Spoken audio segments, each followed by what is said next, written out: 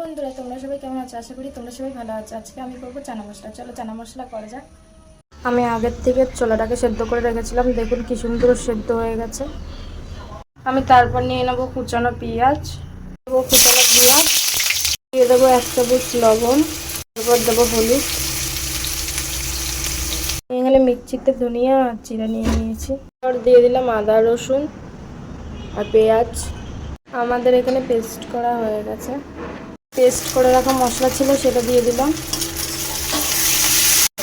এরপর দেবো লঙ্কার গুঁড়ো।